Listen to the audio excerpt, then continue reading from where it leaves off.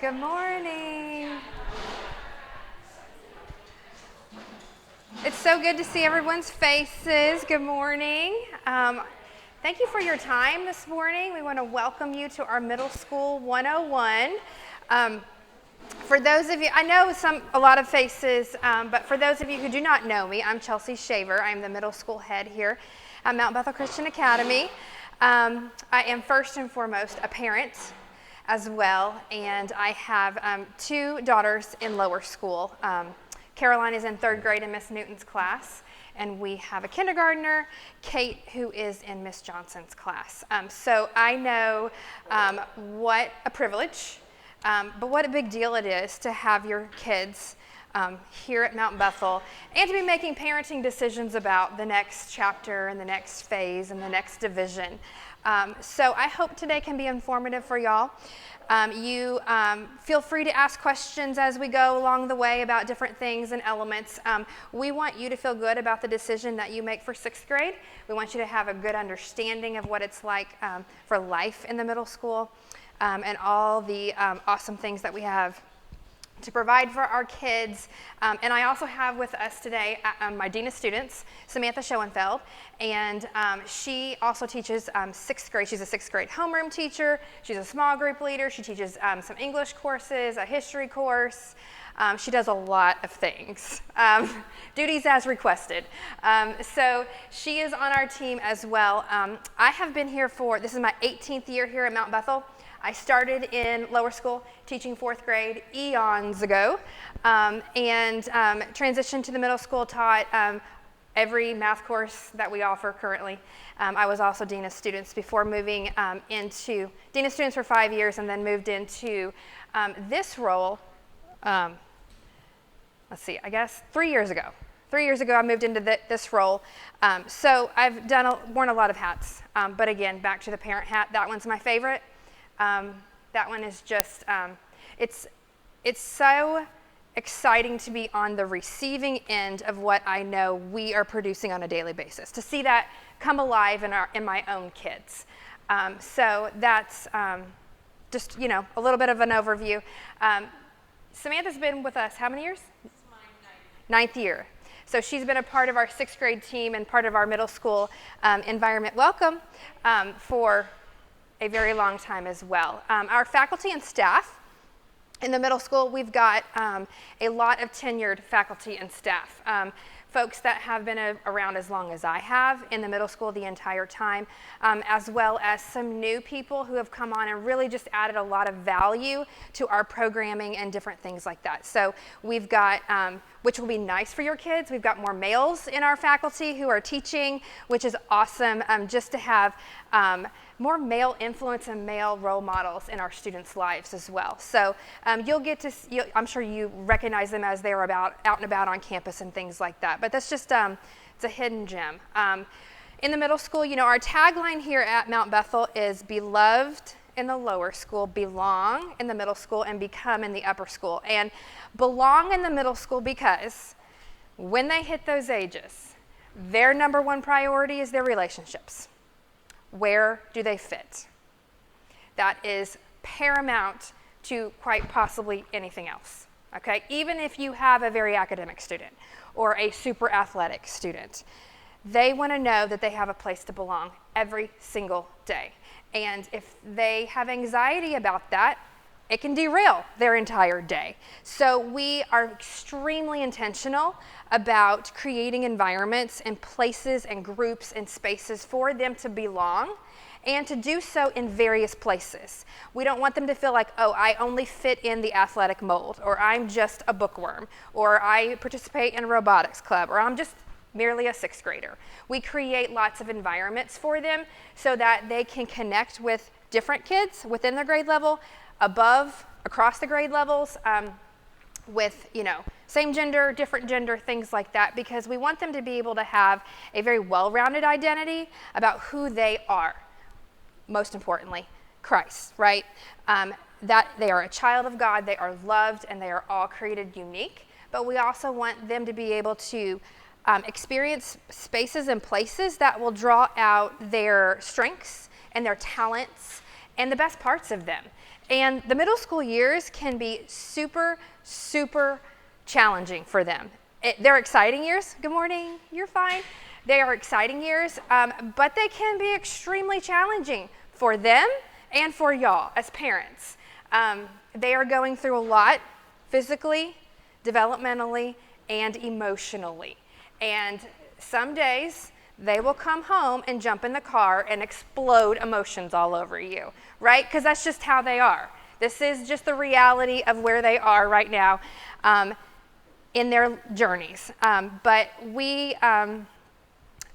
I'm super, super grateful for the staff that I have that are created in the womb to handle middle school students. They appreciate who they are.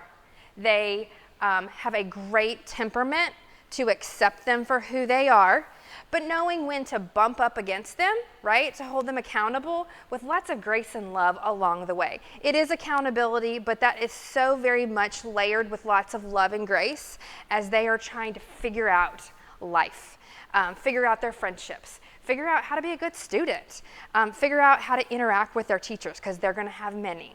So that's just a little bit about kind of how that child is, what you can expect as a parent. And we want to kind of just give you this morning sort of an overview, but allow you to ask questions about some of those different aspects that might be important to you as a family or to your child. This first thing I'm going to show you, Lily, what year do you think she is? I think, so I'm going to show you a video that we produced. This student now, Lillian Rowley, is I think a junior in high school now. But when she was in the 6th grade, we produced this video, and it's just, we've kept it because it's the essence of who we are, and she does such a sweet job trying to explain to you the perspective of a middle school student. Hello, my name is Lily, and I'm in 6th grade here at Monmouth Christian Academy. Just a year ago, I was preparing for the transition from elementary school to middle school. I would like to take a few minutes to describe some of the differences your child will be seeing and experiencing when they connect to the development next year.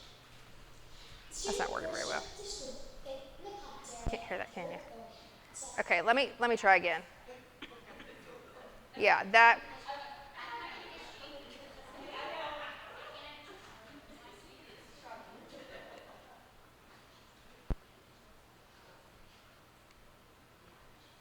Hello, my name is Lily, and I'm in 6th grade here at Monmouth Christian Academy. Just a year ago, I was preparing to make the transition from elementary school to middle school. I would like to take a few minutes to describe some of the differences your child will be seeing and experiencing when they come up to the 3rd floor next year. When students first arrive to school, they come in the commons area on the 3rd floor outside the middle school office. The commons area is where students can store their backpacks because we do not take those from class to class. At 7:45, students are dismissed to their lockers to get ready for the day. Now, lockers are a big deal. You can customize your own with wallpaper and even a chandelier. Glitching You again. will clean and organized so getting things to the class is easier. During the day, there will be 8 class periods with a few minutes between each class to get to their locker. Students no longer travel as class, but rather follow their own individual schedule. We also add no stays with the study hall period, which allows you to start on your homework or ask teachers any questions. Middle school is a place where students really begin taking responsibility for themselves. Teachers offer study sessions and extra help before and after school, but the student has to take the initiative to ask for help. There are a few other changes when you come to middle school. If you have PE, you actually change into PE clothes for the class. Instead of a weekly chapel service, we alternate weekly between small groups and gender-based chapel service. All students are placed in houses. We have 6 houses, each made up of students for 2 middle grade. Students are on and coming into school, no more partly for us. There's a 4th thing that we all have in common with all of MBCA, and that is our commitment to service. The only difference in middle school is that we are challenged to fund our own service opportunities. 6th grade students are required to serve 10 hours, 7th graders 15 hours, and 8th graders 20 hours. Our 6th grade year see at the end of May. Over a 3-day period, we visit a number of monuments, including the National Cathedral, Library of Congress, National Archives, Arlington National Cemetery, Smithsonian Museums, and the Vietnam Veterans Memorial. Middle school is a very exciting experience. While you have more independence, you will still receive the same love and support from your teachers. I know you will have an awesome experience. Okay, we made it through that. That is basically like the essence of who we are. Gives you an idea to come and kind of see, because as parents in middle school, that's sort of where your role starts to change. They don't want you coming to lunch. They don't want you volunteering anywhere, doing anything, right? They're really wanting their space. And it's a great time to be able to give them that independence outside of you, knowing that you're handing them off to us in a very loving environment. We're there to support them. We're there to guide them along the way and hold them accountable and truly train them up in the way that they should go. So I wanted to give you that sneak peek, because there are less opportunities, because it's just the next step. It's the next step of maturity, and it's the nature of the division. So the transition from lower school to middle school. On Tuesday, we had your students come over to the upper room, and we did a little presentation for them. Ms. Schoenfeld and I, and we had a panel of 6th grade students. And I showed them this presentation, and we talked through all of these elements with them, because this truly is a partnership with your child. The parent-teacher relationship is still very, very important, but the student's role in that is critical, and your child has to be a part of that, taking responsibility for their academics, time management, learning how to balance and navigate all the things, after school activities, sports, robotics, clubs, things like that. So we intentionally bring them into the loop on this and give them that overview so that they know too what they're about to embark on as well.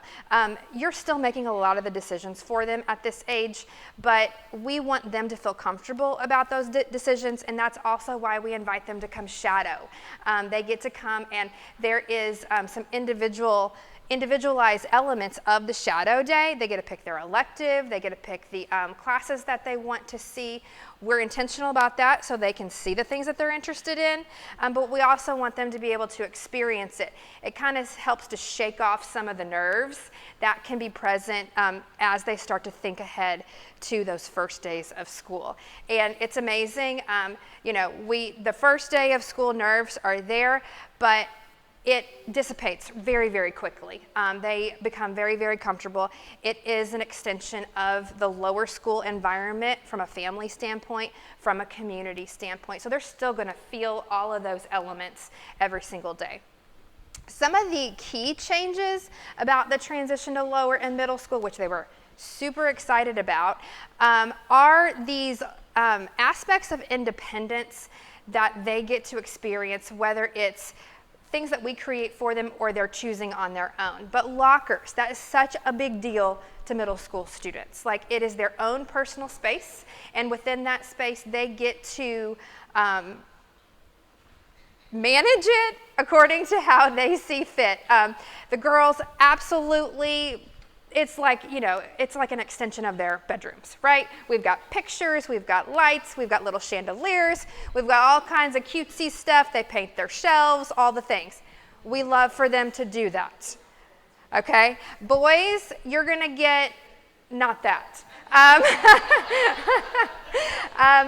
We do absolutely encourage the locker shelving organizational system, but that's pretty much where the road stops for them, and that's okay. They're not into that, and that's totally fine.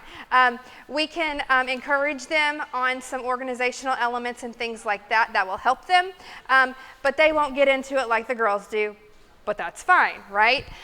So they love lockers. It is the only place that they will keep their things. We have desks in the room, but there are no cubbies, there's no storage underneath.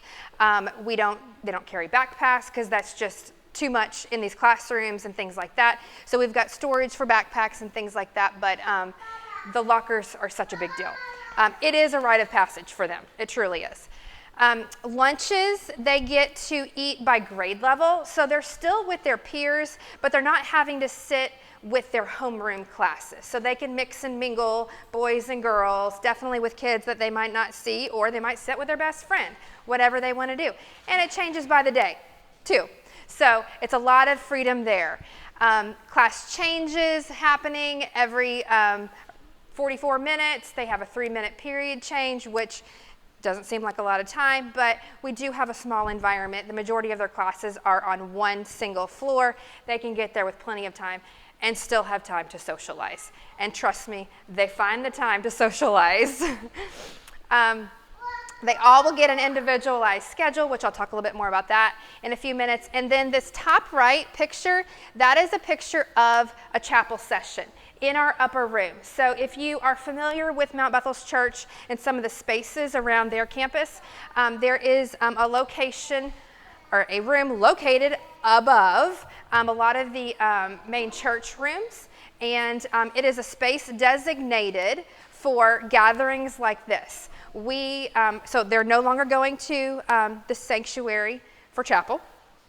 They're coming over to the upper room, and they're getting to experience chapel the middle school way, which is on a different day, by gender, through messaging, worship as well, things like that. So I'll talk a little bit more about that here in just a second.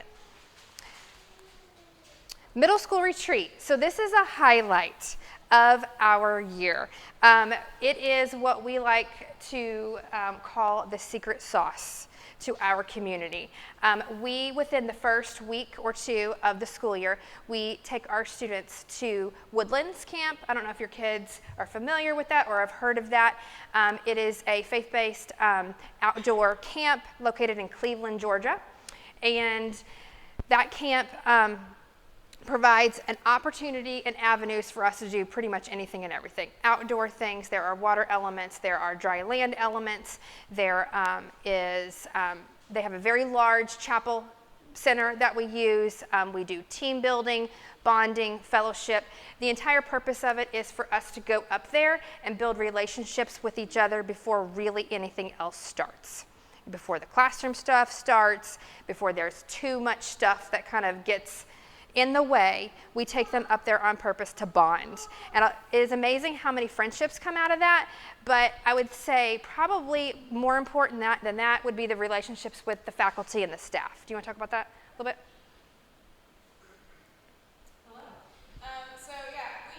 The great thing about retreat is that we play games with the kids. We get to know them outside of academics because, it's a very different relationship when you're in a classroom and you're teaching.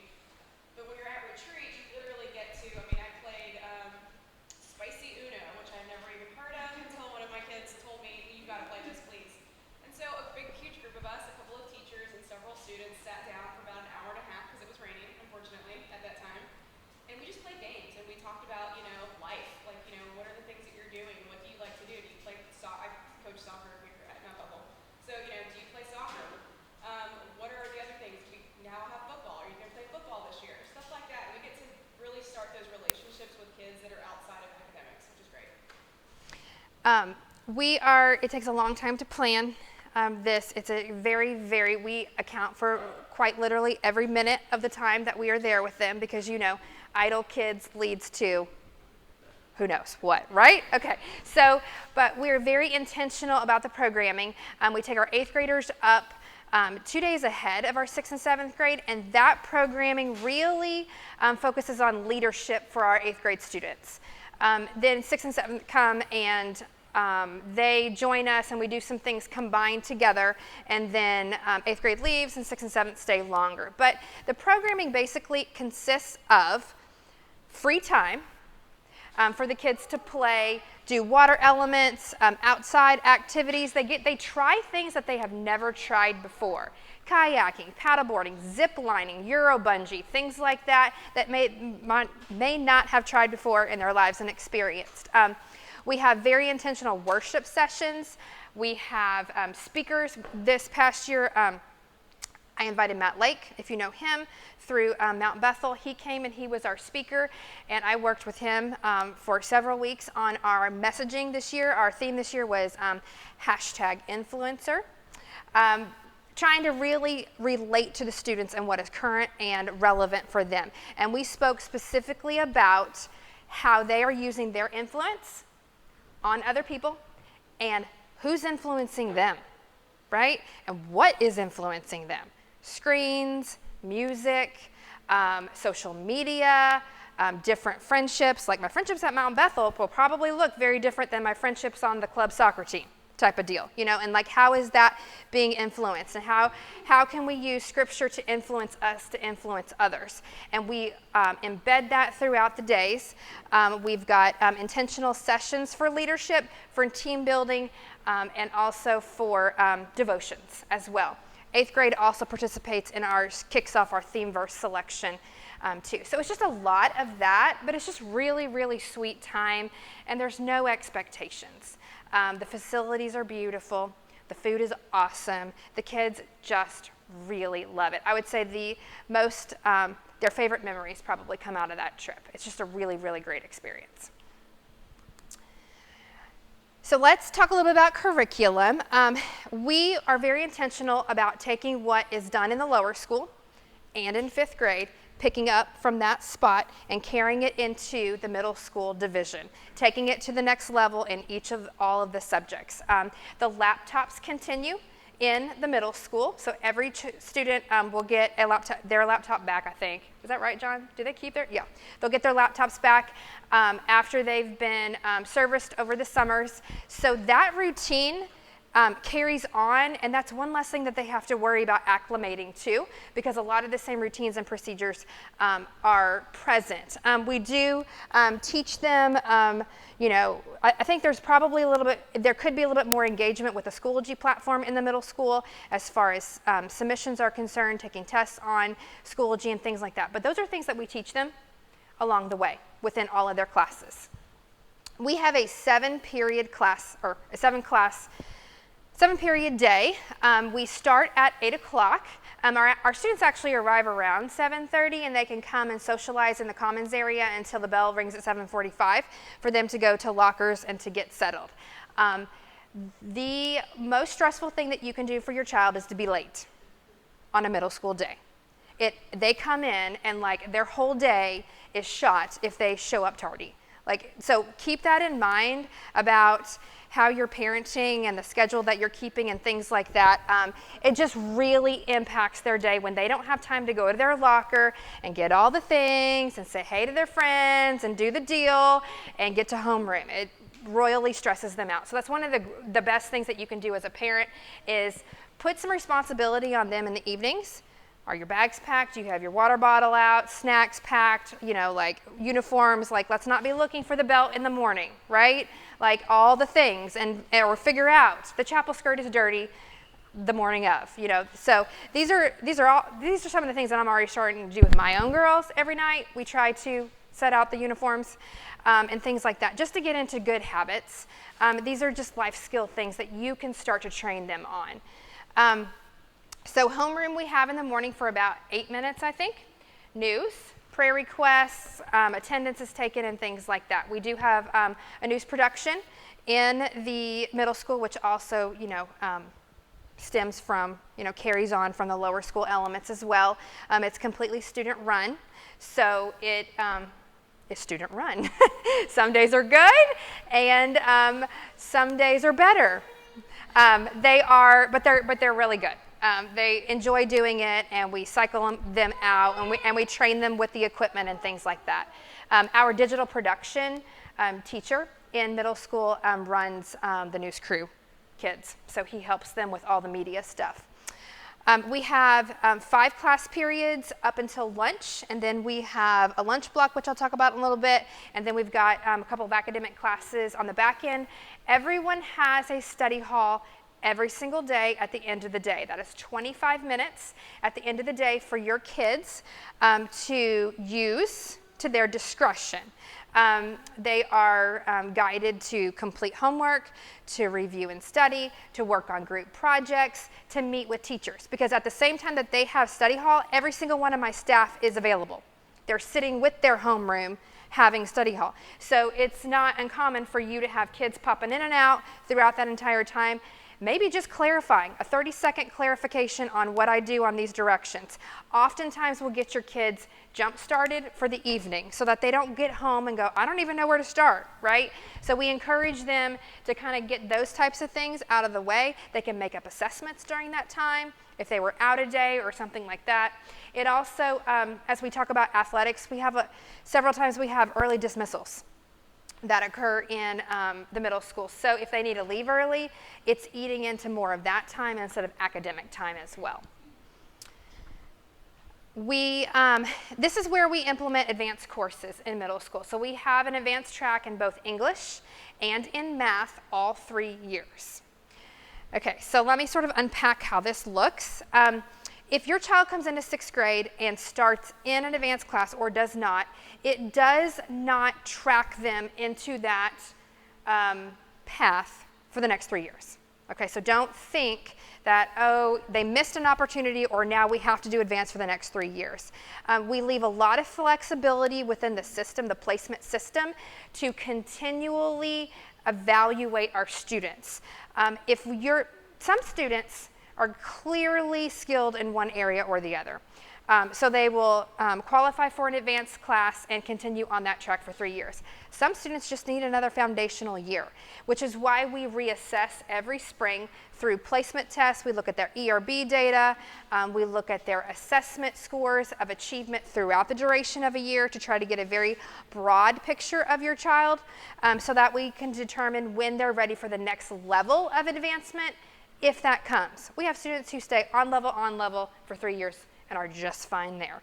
We also have students who are advanced all 3 years, and then we have some that jump and some that get promoted within a school year. So there's lots of flexibility. Our number one priority is to make sure that we're meeting your child's needs, whether that is additional challenge or additional support. So that is where our goals lie. We also continue the Pathways program in the middle school. So we continue with Pathways Math, Pathways English, and Executive Function if your child is in any of those courses or you are considering any of that type of support for your child. Those continue on as well. Bible and PE are semester courses each year. So your child will take the order may shift, but they will have at least one semester of PE and one semester of Bible every single year of their middle school, their time in middle school.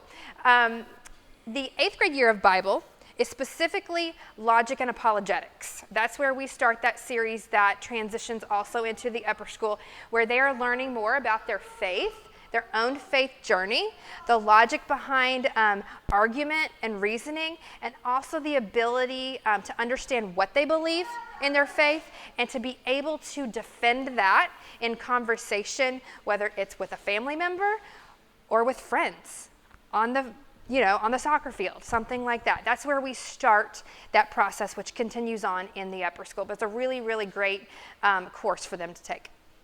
World languages continue in the middle school. As a 6th grader, your child will take 1 semester of Spanish and 1 semester of Latin. Once they hit 7th grade year, they get to pick which path they want to study, whether it is Spanish or Latin. They will complete, by the time they're in middle school, the first course in that series of a language. So it's either Spanish 1A or Latin 1A in 7th grade. And then in 8th grade, it's Spanish 1B or Latin 1B in 8th grade. By the time they finish those 2 years, they will have completed that first course and be able to take with them a high school world language credit with them into the 9th grade at that time. As far as math is concerned, if your child is in any of the advanced classes, Algebra 1 and Algebra 1 Honors is offered in 8th grade, and that is equivalent to a high school level course. So there's another credit that they could take, as well as the physical science credit that is also in the 8th grade as well. So I know that's not exactly 6th grade, but I wanted to let you know that's sort of the scaffolding that occurs from the credit standpoint. Electives, we have lots of things for your students to participate in. We have, I believe, 6. Studio art, digital art and photography, design and engineering in the 6th grade, which turns into technology and innovation in the 7th grade, which is a semester of robotics and or STEM in the 8th grade. We have band all 3 years. We have drama all 3 years. Digital production all 3 years. Digital production is filmmaking, screenwriting, shooting commercials, shooting scenes, learning how to block and act, and like people who are in front of the camera and people who are behind the camera as well. Both opportunities. So the way that it works in middle school, they get to pick 2. And we work off of a blue-gold rotation just like the upper school does. So they have a blue day elective and they have a gold day elective. This allows our students to participate in more than one offering if they're meeting every other day that same period. It sounds very confusing, but the kids memorize it right away and it's easy. But they could pick drama and band. They could pick studio art and digital production. They could pick both, like I've got 8th graders who are taking both robotics and a STEM class. But then you've got some who will just pick 2, like drama and like visual art. So it just totally depends on your child's interest and what they might want to experience for themselves. And they can change from year to year. So let's say they start out in drama and they decide it's not for them. They don't have to take drama their 7th grade year or their 8th grade year. The Innovation Lab, have y'all seen that? The Innovation Lab in the basement? Okay. That is where all of our STEM and technology and robotics courses take place. It's a very dynamic environment for them to learn. And I was actually in there a couple days ago. They had created, John was part of this because we had to put these projects under testing. They created, what did he even call them? It's an ambulance. Okay, they had to create an ambulance by which they each had an egg, each group had an egg, and they had to put the egg inside the ambulance, and they had to develop a system within that was going to protect it, and it had to go through 4 different trials of stress to see if the egg would survive. And I was impressed with their designs and their ingenuity. We had several that most made it past 2 levels of stress where they were being launched down a track and also hit with a very large weight. And then Mr. Duvall came in at the end and did his infamous, he was like the last step on the road and we had kids who survived all the beating that he had given him as well. So it's just an opportunity for them to be creative. That's another extension of the think tank that's in the 5th grade. Athletics. How many of your kids, athletes, here, there, and yonder? Okay. Even if your kids are not athletes, there is something for everyone to do. I would say over 90% of our middle school students are athletes. With at least 1 season, we've got some 2-season athletes and some 3-season athletes as well. Lots of offerings for every gender and also co-ed. Specifically, our newest ones, anybody have football players in here? Okay, that has been a huge, huge success this year. They're so excited about that. And also girls softball as well. That was a new fall sport, and they've done really, really well. They've experienced a lot of success too. So we've got lots of opportunities for kids, even if they just want to come out and try it. They don't have to be experts. They do not have to be the star athlete at all. You will get lots of information about the athletes.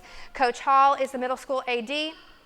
We have lots of faculty coaches as well that continue. And then, of course, like our football coaches are some of our upper school personnel. So I would say cross country in the fall is probably our most popular sport for kids to be involved in because it is both individual and a team sport. All good.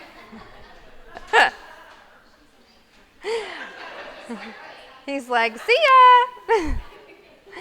ya. But cross country is both an individual and a team sport. It's just All they got to do is come out and participate through running. It is an awesome way for your kids to get bonded with other kids before the school year even starts. It is a mix of boys and girls, 6th, 7th, and 8th grade. And they love it. They love it so much. And honestly, at the end of the day, they're just competing against themselves for time. And it's a great way for them to be in community. So that is a awesome place to start belonging. Right there is cross country. Coach Hall, Coach Kiza, they're both our coaches for cross country. Enrichment block. Have y'all heard about this? Did your kids tell you anything about the enrichment block? Okay. Enrichment block is in our schedule. It is in the middle of the day with our lunch period. It is 1 hour in the middle of the day. 30 minutes of that is lunch. 30 minutes of that is enrichment block. What happens with enrichment block? This was developed 3 years ago, maybe? 3 years ago. We started with this idea and just knowing sort of the research behind kids developmentally at this age, what they need mentally and what they need physically in the middle of a very long day. We keep a very, very high pace. We have high expectations for them, and they're often very busy. But they need a brain break in the middle of the day. And we were able to create a schedule that allowed them to have lunch, but also have 30 minutes of choice activity. Within those choices, they will always have every single week 30 minutes of recess. Every single year in middle school for them to go outside, for them to just, if they want to just sit and talk, that's fine. But we have lots of football. What else do we have them doing during that time? Usually there's kickball tournaments. They're playing Foursquare. They play pitball. They do all sorts of things. The gym is open. They can just run off some energy and run off some steam, right? Super important for them to be able to do that. We offer a additional study hall for those who just want the time to work or study. That's in addition to the one that they all get. Okay, they can elect to do that. Our athletes will choose that sometimes if they have a super busy afternoon or a game after school or something like that, and they just want more time to get things done. They can do that. They can make up assessments during that time. They could also meet with a teacher. Sort of the complement to the physical activity outside, we have indoor games where we will have students who come and play chess and checkers together. They'll play cards. They'll play board games and things like that, just for that mental brain break. And then we always rotate additional offerings throughout that time. So our band teacher right now is offering pep band and worship band. We had trivia running this past week with one of our staff. Ms. Seegers was running different themed trivia every single day. We've got hand lettering and calligraphy class next week. So they can pick whatever they want to do, and they pick weekly. So every week, at the end of the week, they get a sign up, and they get to choose what they want to do for the following week. Now we ask them to commit to a week of activity, because if not, I can't keep up with where everybody is every day. So we ask them to commit to a week, but then at the end of that week, they get to pick again. So some of my kids will pick recess every single week, all year long.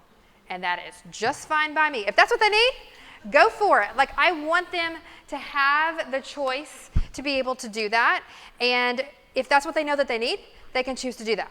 I have kids who alternate what they do every single week. It just depends on what's being offered. But that, again, is part of that.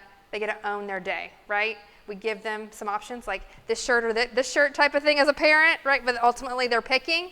That's what's happening with the enrichment block. I would say they think that's probably one of the best additions that we have had. They love the enrichment block, and the recess is so good for them. And the afternoons do go a little bit smoother because they've gotten to get outside and play, right? They're still little. They're still very little, and their physical development really needs that opportunity to get outside and to be active and also to be social with their friends. Especially for those kids that don't have PE that semester, if they read Bible, it gives them an extra outlet to get some energy out. Yeah, that's a good point. Yeah. Chapel and small groups. So we continue on to the next stage of spiritual development in the middle school through chapel and small groups.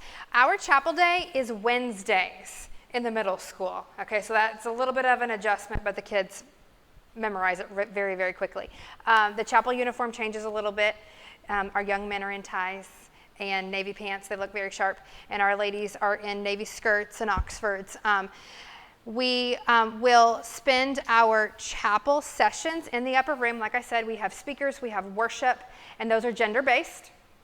And then on the off week, we meet in small groups. So this is a 3-year kind of Bible study life group type situation that we have where our kids come in 6th grade, and we will assign them small groups of 10 to 12 roughly students in a group with one faculty leader.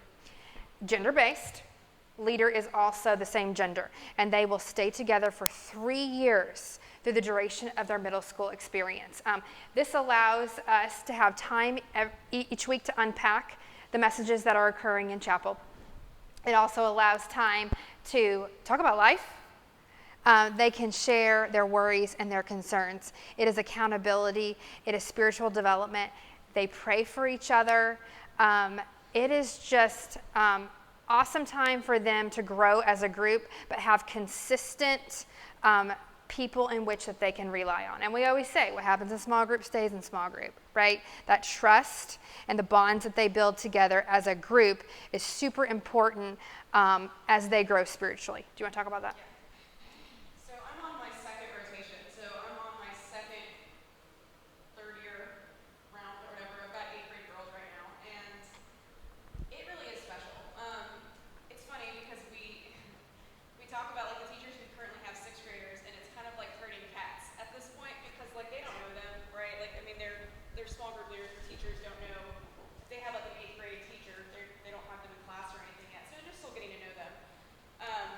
And maturity-wise, right? I mean, as a 6th grader is very different from an 8th grader, and our conversations and how they have grown over the last 3 years is incredible. And my students really do look forward to small group. My 8th graders, because I teach 6th grade, I see them in the hallways and everything, and so when they see me, they're like, "Is it small group this week? Is it small group this week?" They get really excited about it, and we do. We talk about life and we talk about struggles, and they're really concerned about something that's happening at home or something. There's a family member that's sick or something like that, and it gives them a chance to kind of unload what's going on in their lives, and we really do get to talk about how we can help them spiritually, how we can pray for them, and it really does build a great bond between these girls. And I would say the same thing for the boys. Yeah. But it's very special. I mean, small groups look very different for the ladies than they do the guys. But our men recognize that, right? And what it needs to look like to reach the heart of a middle school boy versus the ladies who, the girls like to sit around and bring treats and talk. And, I mean, you can imagine, right? Think about your ladies' groups. The men try to, weave in a lot of active things that they can bond over while they're still messaging to the kids that, matters of the heart, the spiritual emphasis that we all want them to have. Houses. This is a big deal in the 6th grade. In the middle school. This is sort of our merit system. So when we talk about the middle school as a division, the house system that's a merit system is consistent across the grade levels, as is our discipline system across the grade level. There are 2 formal systems that the entire middle school division uses to operate. So it's not like, well, in 6th grade I'm held to these standards, but in 7th grade, or I'm in this teacher's class, but then I go over here and I get to do this instead, but this one doesn't allow this, So it's 2 very consistent systems by which we operate both our merit and reward and encouragement and our discipline and accountability. And I'm going to let Sam talk about our discipline system in a second. But houses, these are 6 houses, basically groups of students, 6th, 7th, and 8th, boys and girls. So again, another place to belong. They can find a place of belonging in their small group, also in their houses. We do house inductions at Retreat. We always induct all of our 6th graders plus any new student to Mount Bethel. And it's a very large, very loud, very messy induction ceremony in a gym. I mean, it is just like, y'all just think about the craziest, experience. And it is the most exciting thing.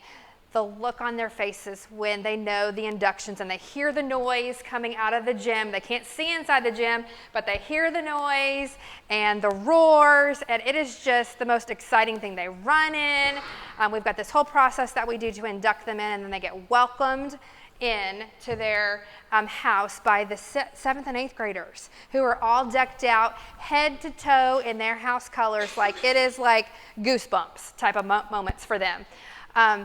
These are the 6 houses that we have. They're all Latin names that stand for qualities, characteristics, ideals that we are trying to instill in our middle school students every single year, because it's a work in progress, right? We are not perfect, and we, emphasize that message with our kids. But faith, courage, integrity, humility, service, and truth. All the things that we want our students to grow into, these facets of their lives that we want them to embody. And so throughout the year, we look for opportunities to talk about these things, but also to reward them. They will compete in houses quarterly through competitions to earn points.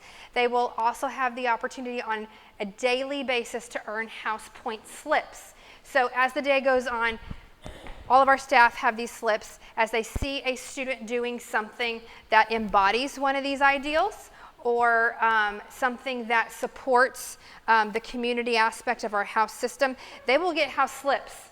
And they get to fill them out, and they get to turn them in. And then weekly we do a house drawing, and they get weekly rewards. And we have houses, they're earning points for their house individually and as a group. We keep the points rolling all year long. We do quarterly rewards for house points, which might be like Chick-fil-A lunch. We'll bring in Chick-fil-A for them. Individual points can be stuff like an athletic jersey one day, or front of the lunch line. That's a big one. Music in study hall, because we don't allow music.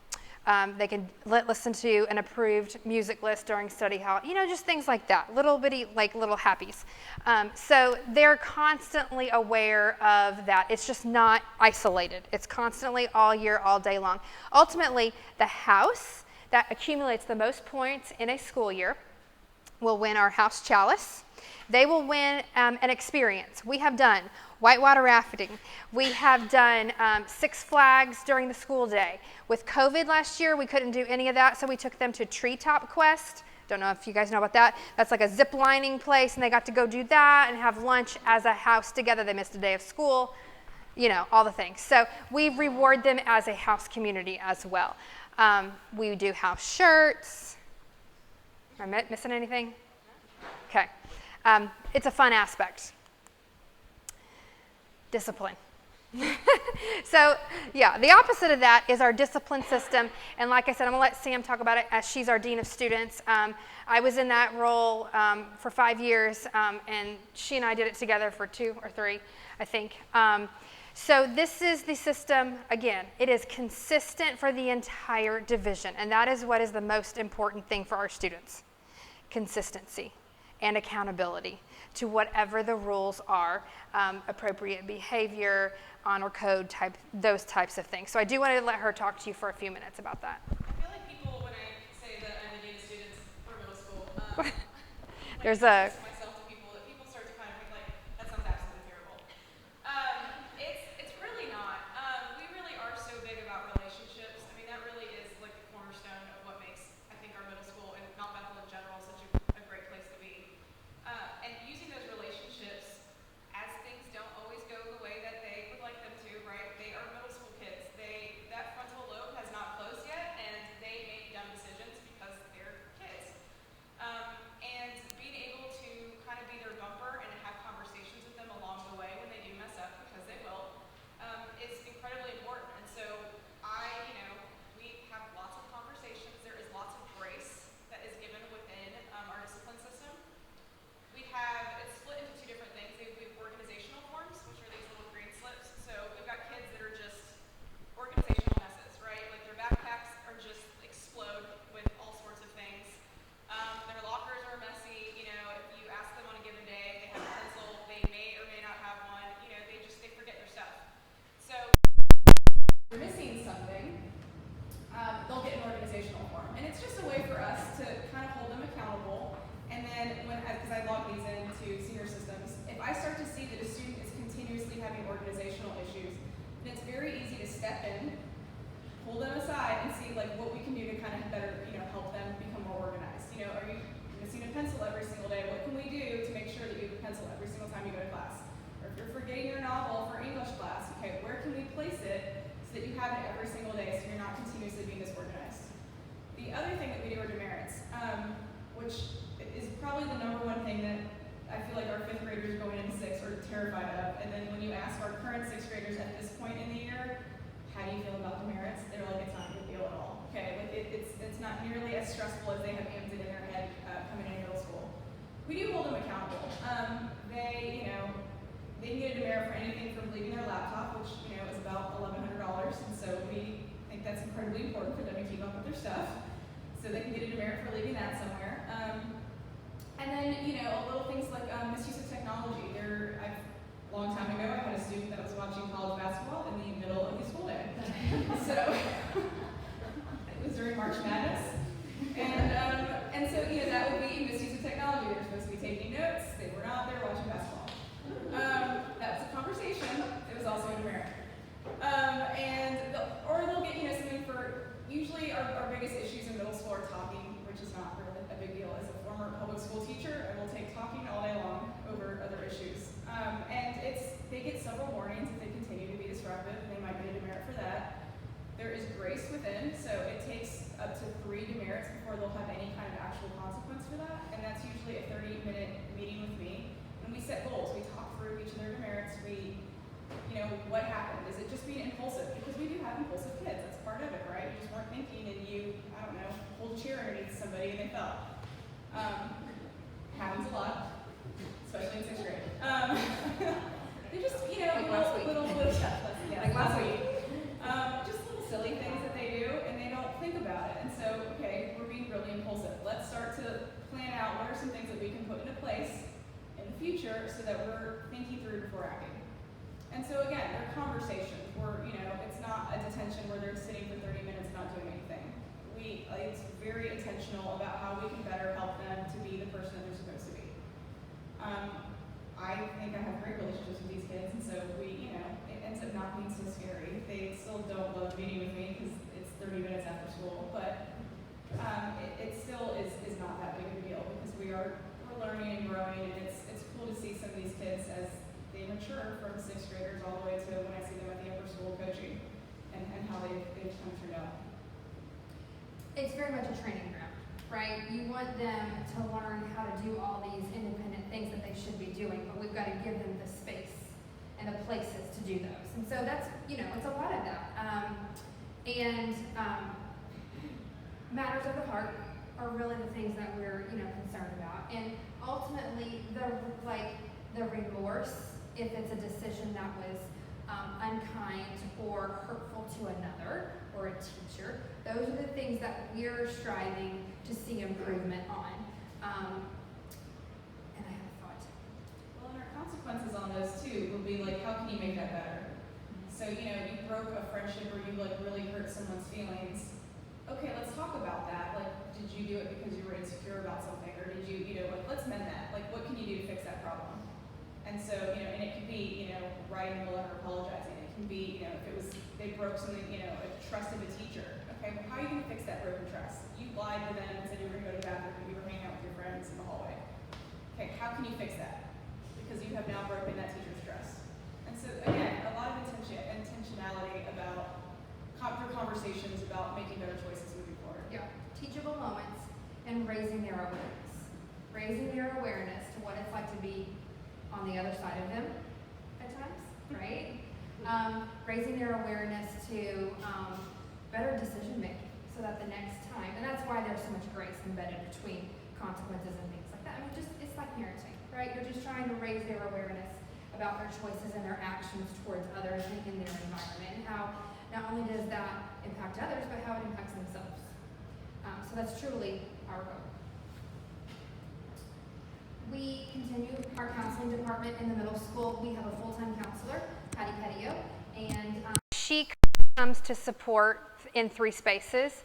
Academically, she will help if we've got kids with organizational needs. She will help with relationship stuff She meets with kids in groups by appointment and by direction as necessary, and a lot of it is based on relationships, friendships, and drama, and things like that. Trying to help them navigate those really challenging territories. She comes alongside them, and she helps to give them strategies and equip them. She's also very supportive to our parents. Our parent population will call her and be like, look, we've got this issue going on at home, whether it's a sick family member, it's stress in the house with multiple kids at various levels, divorces, stuff like that. We have parents that reach out to her for just boots on the ground advice about how to handle this, and then maybe meet with my child type of stuff. So she's very much a resource, not only for our kids, but for our parents as well. And then she's obviously there to help with the spiritual aspect of it. She is an academic parent. She's graduated a student from the upper school. She's a Christian, so you're not only just getting guidance from a counselor, she's weaving in the Christian perspective on those things and partnering with you from the biblical perspective.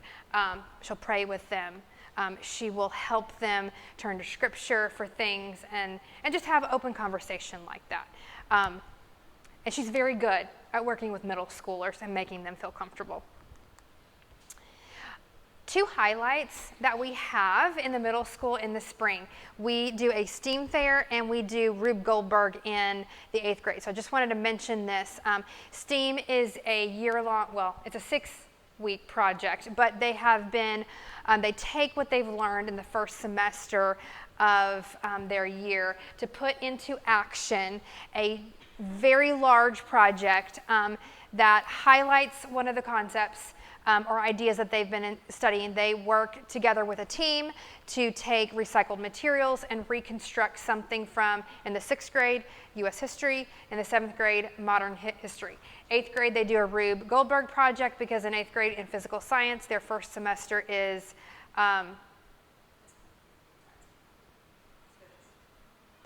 first semester is their chemistry curriculum, and second semester is physics. So the physics element is the Rube Goldberg project, where they're trying to get one item all the way to a certain point on this board, and they have to implement certain mechanics and levers and devices and different things like that. So these are just two very large spring projects that we do that you would hear about along the way. Capstone trips is, we haven't done this in a while because of COVID. But traditionally, we do a capstone trip in the spring at every grade level. Our 6th graders go to Washington, D.C. for about 3 days in late spring, which will just help them experience and bring to life all that they've studied all year long in U.S. history. Our 7th graders have a local mission opportunity, and our 8th graders take a mission trip. We went to the Bahamas for a week in the middle of February 2020. Like, we barely got that trip in. And it was the biggest blessing for that group, who then went into shutdown. That particular trip in the Bahamas, we go to Nassau. We partnered with a local church there and helped serve alongside them. It's 5 days. We left on a Monday. We came back on a Friday. So 3 of those days, the first 3 days, were nothing but service. Things like projects, things like going out into the community and meeting people and delivering food and goods, VBS style things, preschool reading with kids, crafts and things like that. It's such a transformational trip. And then on the 4th day, we do take them to the very beautiful blue water side of the island and spend a day playing. But if you ask them what their favorite part was, it was not the fancy, luxurious resort side of the island. They will time and time again tell you about the experiences and the conversations and the things that they learned from the Bahamian people and the children. It's just a very, very impactful time. And they do it together, and they come back so bonded. So that was the blessing that came out of that trip going into shutdown. We haven't been traveling in 2 years, so this year we're trying, our hope is that we can go back in the spring to take all these trips. I think that's the end. It is. So that was a lot of information, but I want to open it up to dialogue and anything that you guys have questions about, whether it's something that I presented or something that I didn't present. Either one of us can answer those questions. Anything? Yeah. Fifth grade teachers meet with they have like a kind of go through each child. We do. Yeah, so two things I want to say about that. Our 5th and 6th grade teaching teams often meet together on curriculum, and we're always asked, do you have devoted time for curriculum mapping and things like that? Yes, we do. But oftentimes the most valuable things are the teachers running up and down the stairs on a daily basis. Hey, we're doing this. What about this? Have you all covered this? Tell me how you presented this. It's lots of collaborative conversation, just curriculum-wise, between the 5th and 6th grade team. That happens on a weekly basis. We also meet in August during pre-planning. We do transitional meetings. So our 5th grade team and our 6th grade teams meet together, and our 8th and 9th grade teams meet together. And they talk about the students. They talk about academic needs. They talk about maybe social needs, relationship needs, just to get a better understanding and a better background on the class as it comes up. So yes. And for the going into sixth grade, is it already known if you're going to do the class? So what will happen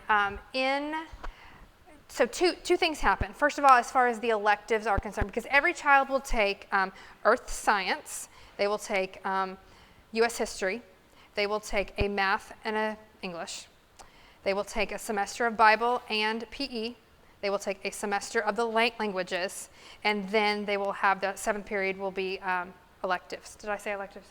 I already said electives. The electives. So in around end of February, sometime after winter break, I will send you an email.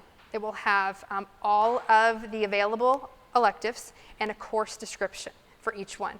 And I purposely send that early, and I give you time to sit down with your child and read through it, and they need to make the selection, right? I mean, talk about it, right?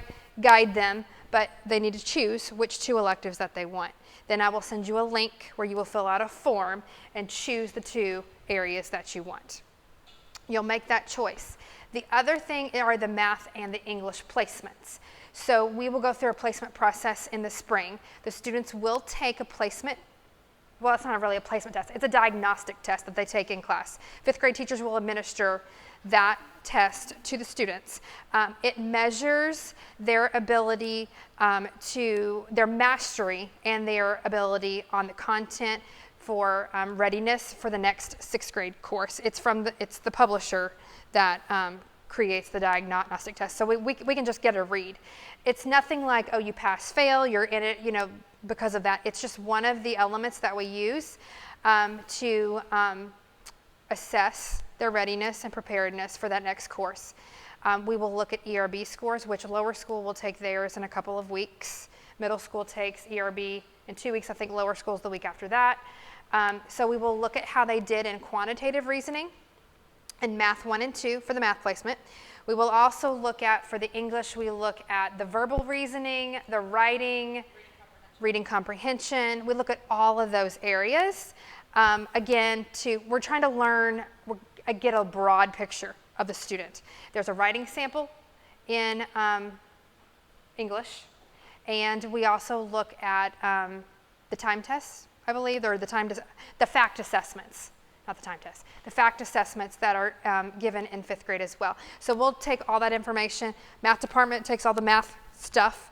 The English department takes the English stuff, and then they sit around and they analyze each student and make those placement decisions. And we will send placement letters at the end of the school year. So you will get a letter in the mail that says, this is your child's course in math and 1 for English. Again, keeping in mind, we take the first 6 weeks of the school year to reevaluate and watch everyone to see if anybody needs to bump up or bump down.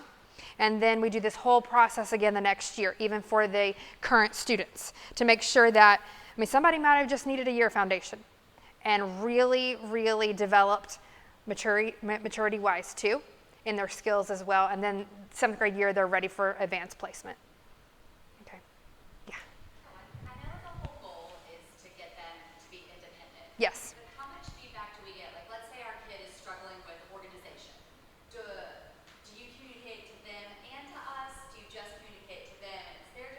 Yeah.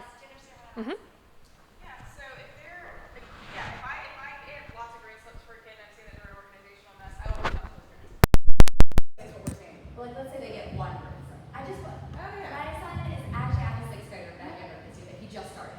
So if you ask him, everything's awesome, and I'm sure it is. He's a great kid, but I wasn't sure the first time we hear or if it's a. Yeah, you wouldn't hear from it until it accumulated. I mean, if you wanted to, senior systems, everything is logged in. So every time a kid gets a green slip, I go and put it in senior systems so you can see every single time that they got one. My backpack, sorry.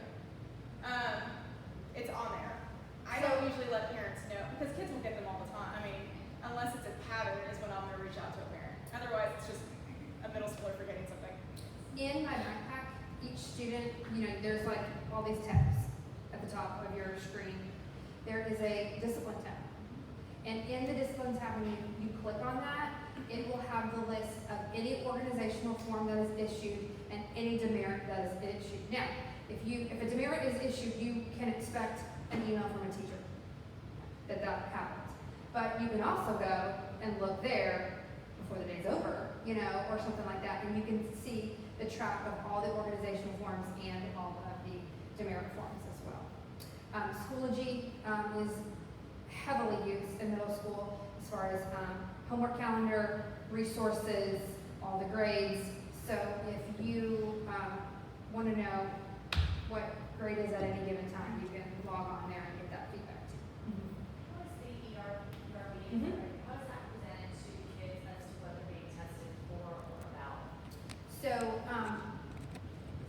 you mean as far as What it about? Like, is this high stakes testing? Like some kids get tests, anxiety, Mhm. worried about like this is a placement test, Yeah. blah blah blah. And how's it presented to them? Yeah, so we talk, they take it in homeroom, and the homeroom teachers, excuse me, homeroom teachers will frame that to them to make sure that they are aware that this is just testing for us to see how much you know. It is very different from milestones or any other high stakes testing. It's not a pass-fail, it's internal data that we use for two things: to help us understand each student better, but also to help us look at a group or a grade level as a whole and how to address any areas of weaknesses, what we're doing well, and to sort of continue steering, curriculum decisions and things like that. We very much try to make it like a relaxed environment. The schedule is purposely, we don't start right in the middle, first thing in the morning. We actually let them come in and wake up, and we will take them through a couple of classes before we start around 9:30, 9:45. And they will have had snack and a water break and all those things. And then they come in and we just everybody kind of okay, let's relax, let's talk about this, It's presented like, we just want you to do the best as possible. You're gonna see things on here that you've never seen before and you might not know how to answer. That's okay. That's part of actually the purpose of the test, is to see how much you know too, or how you can apply things as well. So we try to frame it in a way that doesn't create any sort of anxiety. We also have students who qualify for extended time. So those students will be moved to another room so that they will not be disrupted from the time that they're allowed to have. And then once we're finished, we give them breaks in between each subtest, but once we finish, then we all go outside for recess before we have lunch, and then continue on with the rest of our day. And are those scores told to us? Yes, we will communicate those scores to you. Yeah. Mm-hmm. Yeah. Yes. Question about cell phones. Yeah. Oh. Man, we didn't even talk about cell phones. I always forget that one. Yeah. I guess my question is, our son doesn't have one, and we don't know when he's going to get one. He can't explain what he would do with one. Right. But I know that there's a lot of kids that do have them. And that's not a good reason to give them a phone. So yes. So are they going to be allowed at school, and will that be is it a distraction where are they allowed now? Yeah. Okay. we forget this every year. So a few years ago, actually, we changed our cell phone policy because kids used to be able to bring their cell phone and they would just put it in their locker for the day, and they would have them out in the mornings. And Chelsea and I would notice that in the mornings in the commons, they they were literally all on their phone in groups texting each other right next to each other, and they weren't talking to each other. So we decided to collect phones. So their phones have to be off when they come in anyway. Every homeroom teacher has, they're like the little like shoe compartment kind of things that hangs on the closet doors. Little cubbies. Yeah, like little pockets. Kids, so as soon as they come into school, the building, phones have to be turned off. Once they're dismissed to go to their homeroom, cell phones get turned in, they are locked for the day, and they don't hold their phones till the end of the day anyway. So question, like when those pockets are pulled up, is it like obvious, like I'm the only kid that doesn't No. have a pocket for myself? And that's what I was about to say. So I would say in 6th grade, I would say only 30% of the 6th grade probably has a cell phone. So I would say 70% of 6th grade does not have a cell phone. I would say by the time that they're in 8th grade, I would say about 90% of them have a phone by then. I'm always going to be I would tell you that most of our discipline issues can happen around social media and phones. So my push is always to tell parents to wait as long as possible before giving your kid a phone. And a lot of that, again, is just maturity and development, and they don't understand how to use the phone properly as far as like what it can do. Not even social media, text messages, text Yeah, I groups. mean, it's like the stuff with Snapchat, I mean, all that, like, it just ends up creating a whole thing. They don't they do not need a phone at school. And let me tell you why, because we do not implement them in the classroom from an educational standpoint. So don't let them come and tell you, oh, I need this for art. They don't, okay? We have an iPad cart, and they have their laptops, and we have all the technology that they need. And my teachers will not, because of that, they will not ask for it. They have to get their backpacks off when they walk in the door. And then the only time that they take it out is when they turn it in. And then at the end of the day, they take it back out and they leave with it. So there's really no reason for it. Now, our athletes will bring their phones because they need to be in touch with parents at the end of the day and things like that. But again, I mean, I grew up calling my parents for a ride from the payphone. So I was, dropping coins by the gym, so they can use the phone. They can come and ask to use the phone in the office upstairs if they need to get a hold of you. Like, we can get a hold of each other, right, if need be. And usually I get emails from parents, if something changes, like, they're not, can you please let them know they're not taking the bus today? An email goes to their homeroom teacher, and I'll tell that child before they leave anyway. So there isn't really any, I guess, I would say the 6th graders that do have phones usually are athletes. Thank you. This is so, I think the one question we have is around like electives, Mhm. and I know they're going to do their shadow day. Yeah. My child first I think with my son, he's at a different school, but Okay. there's kids have a hard time making a decision, right? Like, or maybe not all kids, but a lot of kids. So what's the preview like in the spring? Or I just think it's likely they're going to say, I want to do 4. I anticipate. Yeah. I want to do 4 and narrowing it to 2 may be challenging, and so I was just curious kind of like how that works, or. So we will, you can already start previewing the information. Want to, in the middle school division under the academic tab, I think we've got a list of the course descriptions. We also will send all of that information to you ahead of time so you can look over the course descriptions as well.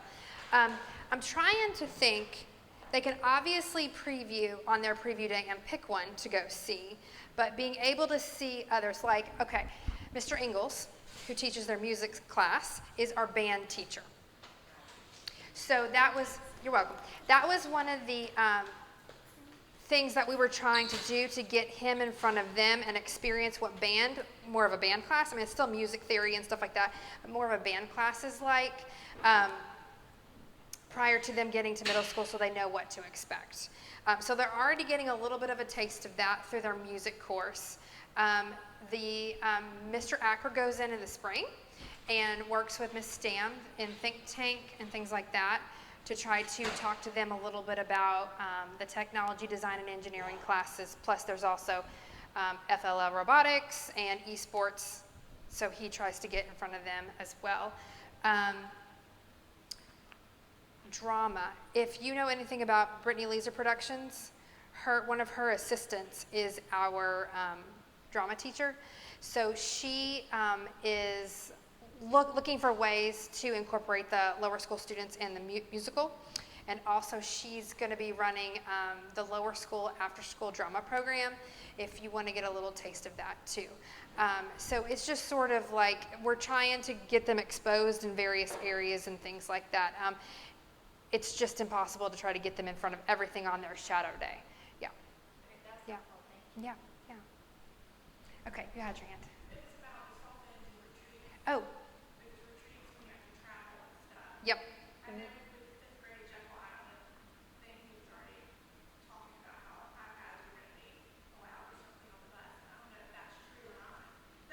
I don't know. Yeah. Yeah.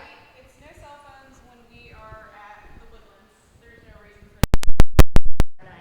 When they go to DC, they are allowed to bring phones, and the reason for that is this is now their camera.